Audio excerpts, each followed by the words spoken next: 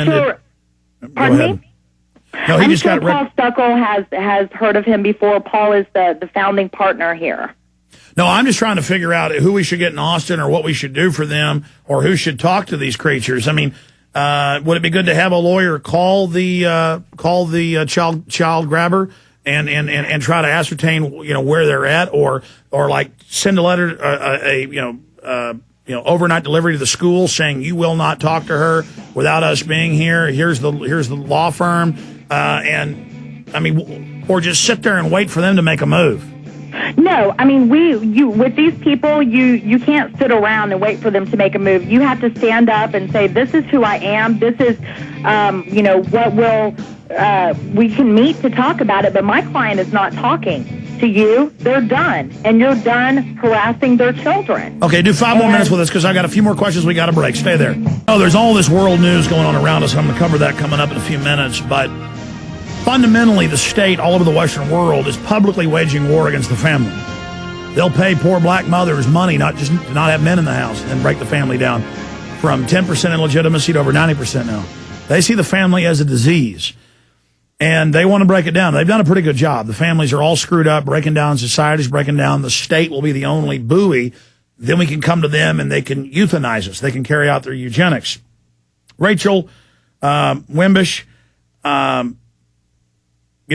I finally talked to my personal lawyer, Eric Tabb, and one of his partners is a family court lawyer, and we're talking to him now. We've talked to Brat. We're talking to you. I know this stuff moves so quick. I guess that's the problem.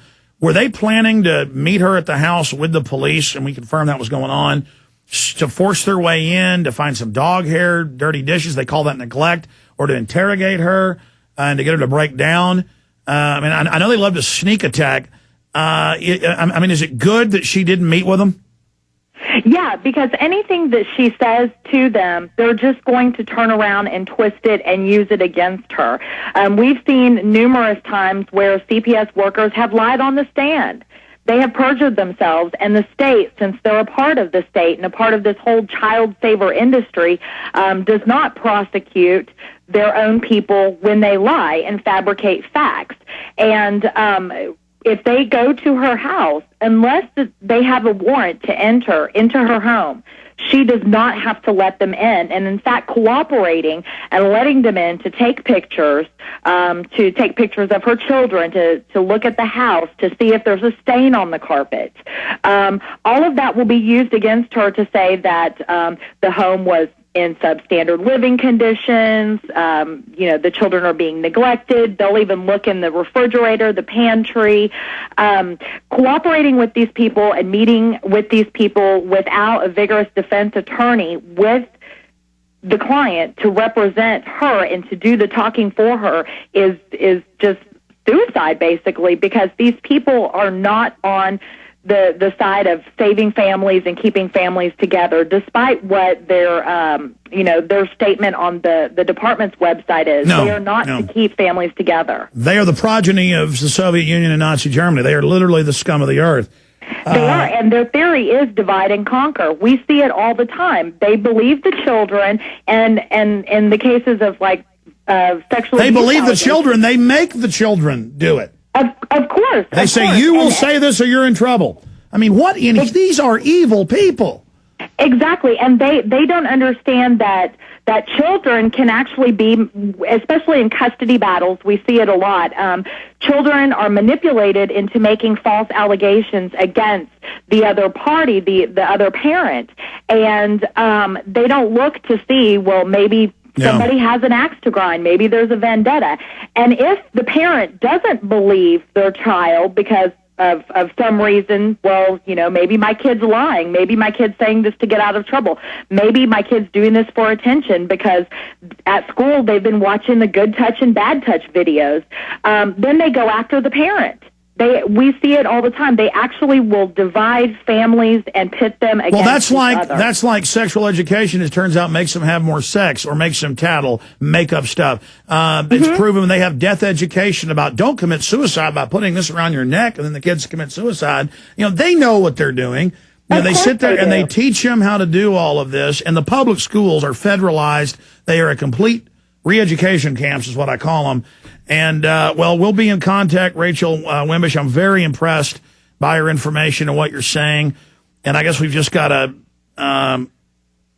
try to figure all this out and figure out. I mean, do they put their poor little daughter? What, is she out of school next Wednesday? Yeah, June 2nd. What is June 2nd? Next Wednesday? Tuesday, I believe. Tuesday. I mean, do they put her back in the government re-education center so they can, be predators on her?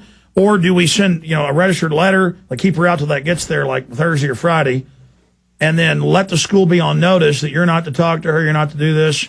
Because I just talked to my family court lawyer from my high-powered Eric Tabb lawyer, he said the same thing that they're saying, that they made a big deal to the strip search and a big boo-boo, a big no-no with not notifying you on Monday and then sending cops in Tuesday. I haven't had a chance to talk to him. Mike in the office was. Rachel, any comments on that? Well, anytime that CPS comes out and speaks with the children or takes pictures at the schools, they do have to notify the parents afterwards at the minimum. But the problem with the schools these days is that they're mandatory reporters, and so it's often a pass-the-buck type deal where if they see a bruise, instead of asking the child what happened or even calling the parents and talking to the parents and say, hey, I'm concerned, is everything okay?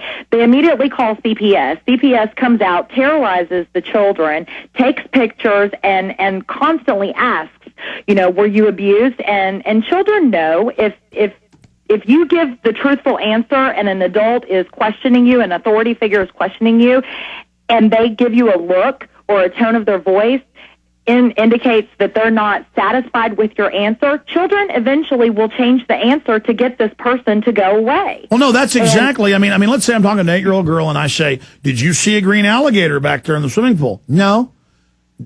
Did you see a green alligator? No. You're in trouble if you don't tell me. They actually said to Haley, you're in trouble if you don't tell me the truth. And she said, okay, I guess she did. I mean, these people are sick. And when they interview children, they are supposed to be recording the conversation if they're talking with children alone, without the parents there. And if they threatened her like this, then that worker needs to be held personally liable for intimidating this child. Well, she's saying that lady's name was Heather, and then we don't know if this other one was actually there on site. Okay, well, we'll talk to you soon. The website is paulstuckle.com. It's a law firm, Paul Stuckle, STUCKLE.com. Rachel Wimbish, attorney at Stuckle and Ferguson, a law firm specializing in false allegations of child abuse. Thank you for your information. Thank you so much, and thank you for bringing awareness to this problem in our society. I mean, it really is a war on our families. You bet it is. God bless you. Folks, there's nothing more fundamental than the state running around with eugenics courts set up 90 years ago, just doing whatever they want. And I mean, my film Endgame covers it, folks. Everybody's got to see it. Where the CPS would come and kill your